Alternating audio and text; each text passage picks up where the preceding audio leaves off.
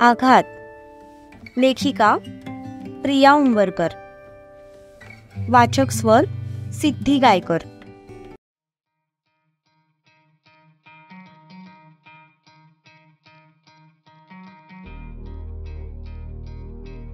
Welcome to Patil industry.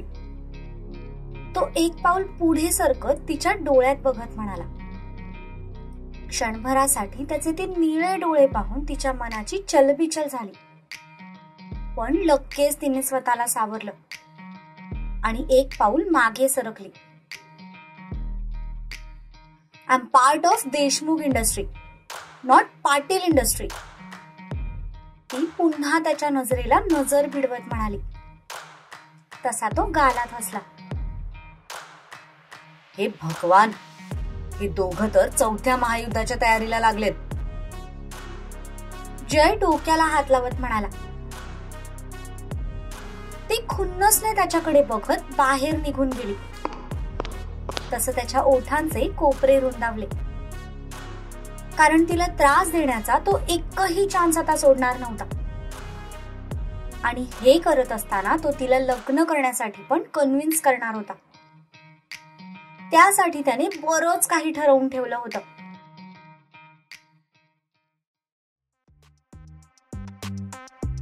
इकडे तारा जे तिथून बाहेर निघाली ते सरळ वॉशरूम मध्ये गेली. वर्किंग आवर्स सुरू असल्यामुळे वॉशरूम मध्ये कोणी नव्हतं. तिच्या तर मनात येत होतं समोरच्या आरशाला एक जोरदार पंच मारावा, पण ऑफिस प्रॉपर्टी असल्यामुळे तिने कसा बसा तिच्या रागाला आवर घातला. तारा, तू ना एक नंबरची मूर्ख आहेस. पिंडोक पावळट सगळं आहेस. खूप आठवण येत होती ना तुला त्याची. घे, आलाय तो, पण तुझ्यासाठी नाही, तुझ्यावरचा राग काढण्यासाठी.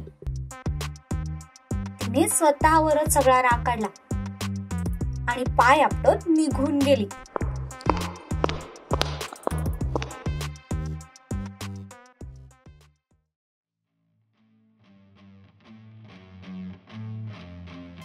त्याच संध्याकाळी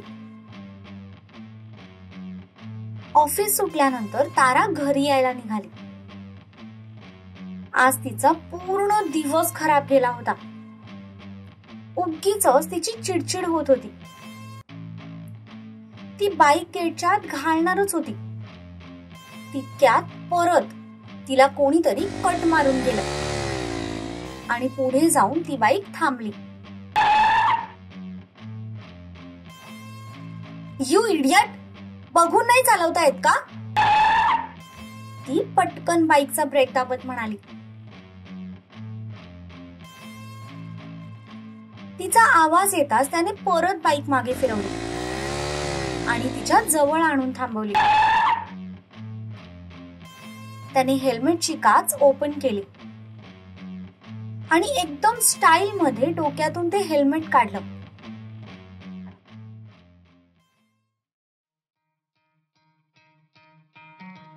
पण त्याला समोर बघताच ती मात्र अजूनच चिडली.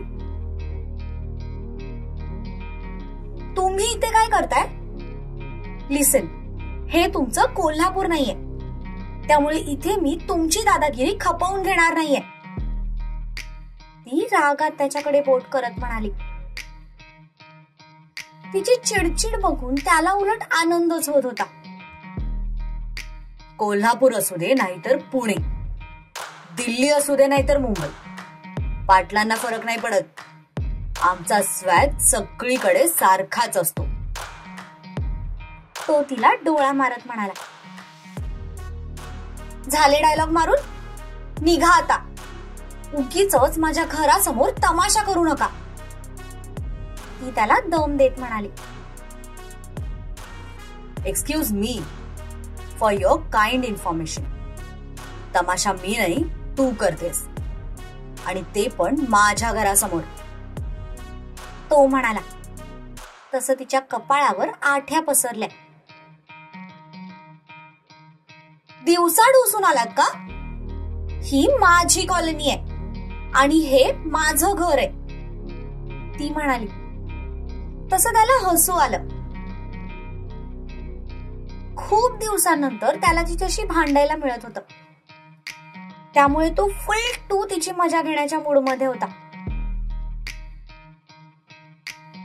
माझं घर हे नाही ते आहे, तो तिच्या समोरच्या बंगल्याकडे बोट करत म्हणाला. तशी ती गोंधळली. व्हॉट? ती म्हणाली. येस, आता आपण फेस टू फेस शेजारी आहोत, तो बत्तीशी दाखवत म्हणाला. आता मात्र तिने स्वतःला थोडं शांत केलं. त्याच्या मनात नक्कीच काहीतरी चालू आहे हे एव्हाना तिला समजलं होतं. हे बघा शिव, शिवराज सर, आपल्यात जे काही होतं ते सगळं एका महिन्यापूर्वीच संपलंय. सो प्लीज मला सुखाने माझ्या आयुष्यात जगू द्या. ती त्याच्याकडे बघून म्हणाली. तिच्या या वाक्यावर तर नजर रोखून तिच्याकडे बघू लागला. त्याने ते हेल्मेट बाईकच्या काचेत घातलं आणि बाईक एका स्टँडवर लावून तो खाली उतरला. तो तिच्या जवळ येऊ लागला तसं तिच्या मनाची चलबिचल वाढली. तिने लगेच बाईक स्टँडला लावली आणि गडबडून खाली उतरली. तोपर्यंत तो तिच्याजवळ आला देखील होता. तो हळूच तिच्या कानाजवळ झुकला आणि एकदम हळू आवाजात तिला म्हणाला, आपल्यात काही होतं का? तो म्हणाला. त्याच्या प्रश्नाने ती गडबडली. त्यात तो तिच्या जवळ उभा असल्यामुळे ती अजून अस्वस्थ झाली. कितीही नाकारलं तरी तिचं मन आता त्याच्याकडे ओढ घेऊ लागलं होतं. मला तसं म्हणायचं नव्हतं, ती लगेच त्याच्यापासून बाजूला होत म्हणाली. मग कसं म्हणायचं होतं? तो दोन्ही खिशात हात टाकत म्हणाला. हे बघा, तुम्ही मला शब्दात पकडण्याचा प्रयत्न करू नका. मला चांगलंच माहितीये की तुम्ही इथे फक्त मला त्रास देण्यासाठी आलात. तुम्हाला माझ्यावर डाऊट होता ना, मग सोडला मी तो जॉब. मग आत्ता कशाला तुम्ही मला त्रास देण्यासाठी इथे आलायत? तिने विचारलं.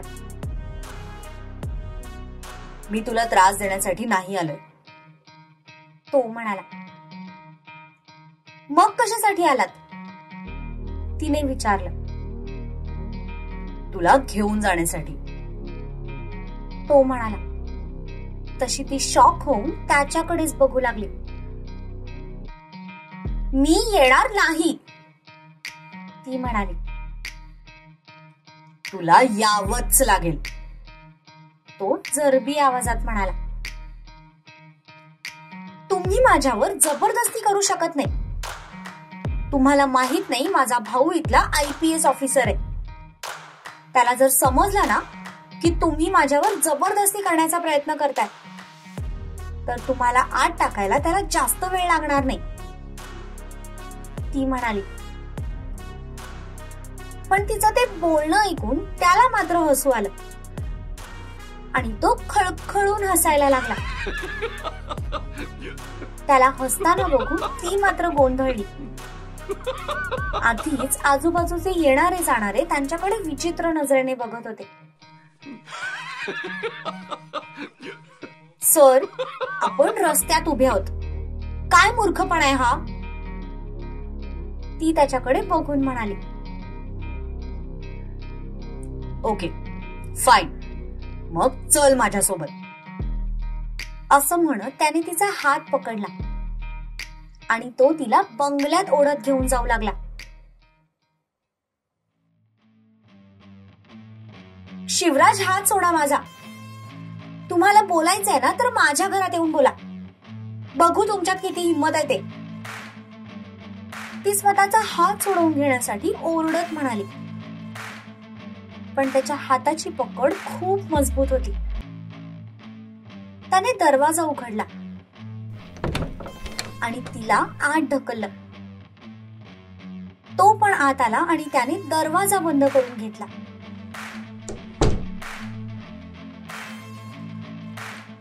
त्याचं वागणं बघून ती भयंकर चिडली. रागात तिच्या हातांच्या मुठी आवळल्या गेल्या आणि तिने त्याला मारण्यासाठी हात उचलला. ती त्याच्या तोंडावर पंच मारणारच होती. तितक्यात त्याने पाठीमागे वळून तिचा हात पकडून ठेवला. डोंट यू डेअर, परत अशी चूक करायची नाही हा, नाहीतर माझं डोकं फिरलं ना तर तुझी काही खैर नाही. सांगून ठेवतोय, मी एक झापड मारली ना तर 2 दिवस झोपून राहशील. मग तुम्ही पण माझ्यावर जबरदस्ती करायची नाही. सगळीकडे तुमची दादागिरी खपवून घेतली जाणार नाहीये, सांगून ठेवते. काय करशील सांग ना, काय करशील? तुझ्या भावाला सांगून मला जेलमध्ये टाकशील? ठीक आहे, लाव त्याला फोन आणि सांग की शिवराज पाटील पुण्यात आलाय आणि तो माझ्यावर जबरदस्ती करतोय. बघू आहे का हिम्मत त्याला मला आत टाकायची. आणि मुळात काय जबरदस्ती केली ग मी तुझ्यावर? फक्त तुझा हात पकडून तुला घरात घेऊन आलोय. जबरदस्ती कशाला म्हणतात माहितीये का तुला? आणि मी तुझ्यासोबत ते सगळं करावं अशी इच्छा आहे का तुझी? हे बघा, मला तुमच्याशी काहीही बोलायचं नाहीये. मुळात मला तुमच्यासोबत कुठला कॉन्टॅक्टच ठेवायचा नाहीये. आय नो तुम्ही माझ्यावरचा सूड उगवण्यासाठी इथे आलाय. मुद्दामून जय सरांसोबत पार्टनरशिप केली कारण तुम्हाला मला त्रास द्यायचाय, बरोबर ना? सूड? निदान तुला त्रास देण्यासाठी माझ्याकडे काहीतरी रिझन तरी आहे. पण तुझं काय? हा तुझं काय? तुझ्याकडे काय कारण होतं जे तू तुझं घर सोडून कोल्हापूरला आलीस? तुझ्याकडे काय कारण होतं जे तू फक्त स्वतःचा स्वार्थ पूर्ण करण्यासाठी माझं आयुष्य उद्ध्वस्त करायला निघाली होतीस? जस्ट इमॅजिन की मी तुझ्या त्या सो कॉल्ड फेक चेहऱ्याच्या प्रेमात पडलो असतो तर गेली असतीस सोडून मला? फक्त स्वतःची कंपनी उभी करण्यासाठी खेळली असतीस का माझ्या इमोशन सोबत? सांग ना, काय रिझन होतं तुझ्याकडे हे सगळं करण्यासाठी? ओ, सत्यजित सरांनी सांगितलं वाटतं तुम्हाला सगळं. Okay fine. हो, केलं होतं मी हे सगळं स्वतःच्या स्वार्थासाठी. पण तुमचा भाऊ, त्यांनी काय केलं? त्यांनी पण स्वतःचा स्वार्थच पाहिला ना.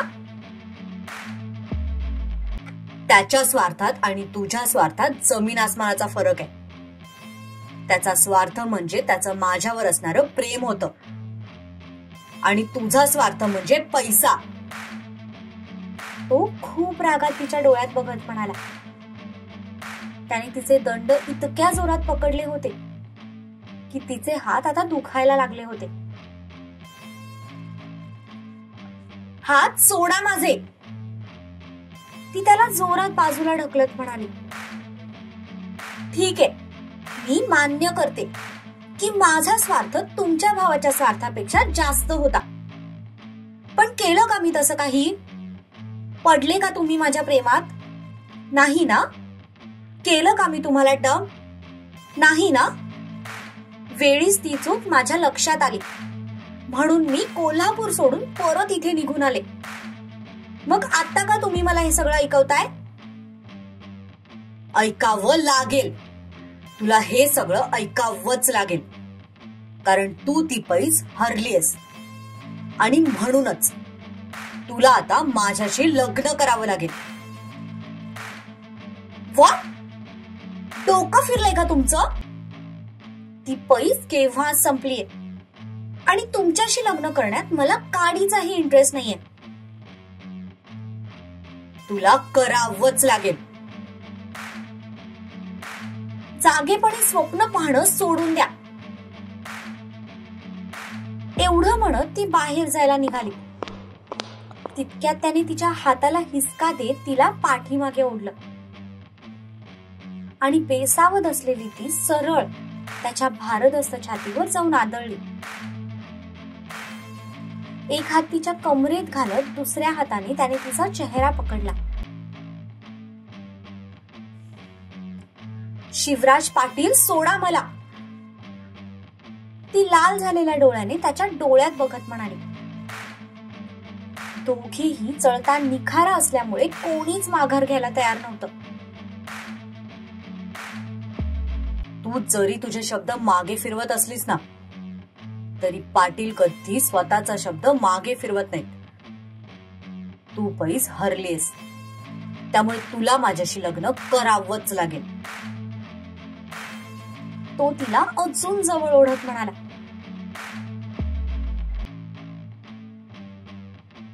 त्याच्या स्पर्शाने तिचा स्वतःवरचा ताबा सुटत चालला होता. इकडे त्याची अवस्था पण काही वेगळी नव्हती. तिच्यावर राग काढायचा होता त्याला, पण तिला जवळ घेताच तो मनाने कमकुवत पडत चालला होता. हातांची पकड आपोआप सैल होत चालली होती.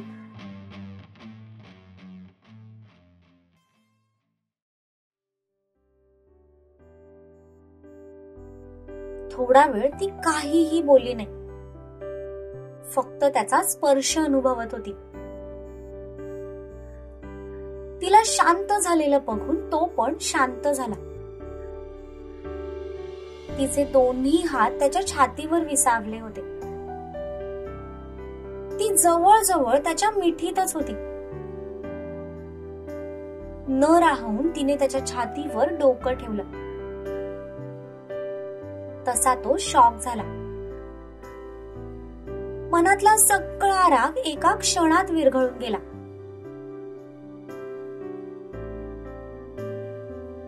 आय एम सॉरी, चुकलं माझं. खरंच मी ती पैज लावून मूर्खपणा केला होता, पण आता मला माझी चूक लक्षात आलीये. प्लीज तुम्ही पण झालं गेलं सगळं विसरून जा आणि परत कोल्हापूरला निघून जा. आपलं जग खूप वेगळं आहे. मी नाही राहू शकत तुमच्या घरात, त्यामुळे तुमच्याशी लग्न करण्याचा प्रश्नच येत नाही. ती त्याच्या छातीवर डोकं टेकवूनच बोलत होती, पण त्याचं मात्र तिच्या बोलण्याकडे लक्ष नव्हतं. तो फक्त तिला अनुभवण्यात व्यस्त होता.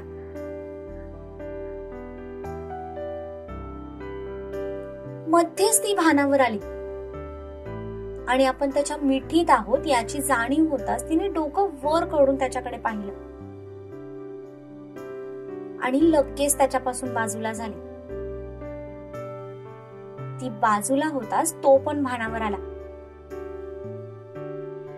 हे बघा, आपल्या दोघांचा कुठेच मॅच नाहीये, त्यामुळे आपलं लग्न नाही होऊ शकत, ती म्हणाली आणि बाहेर जायला निघाली. तुला हे लग्न करावंच लागेल. माझ्यासाठी नाही तर निदान वहिनीसाठी. वहिनीला मोठी बहीण मानतेस ना तू, मग तिच्या जीवासाठी एवढं नाही करणार का?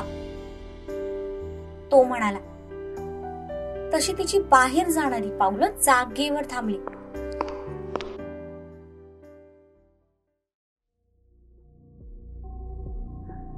तिने वळून त्याच्याकडे पाहिलं. काय झालं दुर्वाताईला? ती परत त्याच्याजवळ येत म्हणाली. काहीही झालेलं नाहीये, पण काही होऊ नये यासाठी आम्हाला तुझी मदत हवीये. आणि डोंट वरी, आपलं काही खरं लग्न होणार नाही. हे फक्त फेक मॅरेज असेल, फक्त काही दिवसांसाठी. अँड आय प्रॉमिस, मी कधी तुझ्या जवळही येणार नाही. पहिल्या वेळी तू पैज लावली होतीस तेव्हा तुझा स्वार्थ होता, पण यावेळी कुठल्याही स्वार्थाशिवाय आमची मदत कर. आम्हा सगळ्यांना तुझी गरज आहे. भाई आणि वहिनीला तुझ्यावर खूप विश्वास आहे, म्हणूनच त्यांनी मला इथे पाठवले तुला आणण्यासाठी. तो बोलत होता, पण त्याचा प्रत्येक शब्द तिच्या डोक्यावरून जात होता.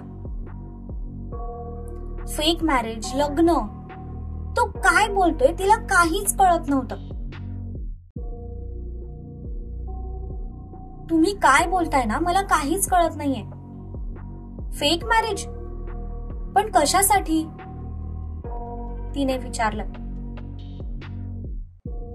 तू बस, मी तुला सगळं नीट समजावून सांगतो. तो तिला सोफ्यावर बसण्याचा इशारा करत म्हणाला. तशी ती सुस्कारा सोडत जाऊन बसली. तो पण तिच्या समोरच्या सोफ्यावर बसला आणि त्याने बोलायला सुरुवात केली. ती गेल्यानंतर काय काय झालं हे सगळं त्याने तिला सांगितलं. पण जसं जसं तो सांगत होता तसं तसं तिच्या चेहऱ्यावरचे एक्सप्रेशन्स बदलत होते. कधी भीती, कधी आश्चर्य, तर कधी राग, अशा संमिश्र भावना तिच्या चेहऱ्यावर होत्या.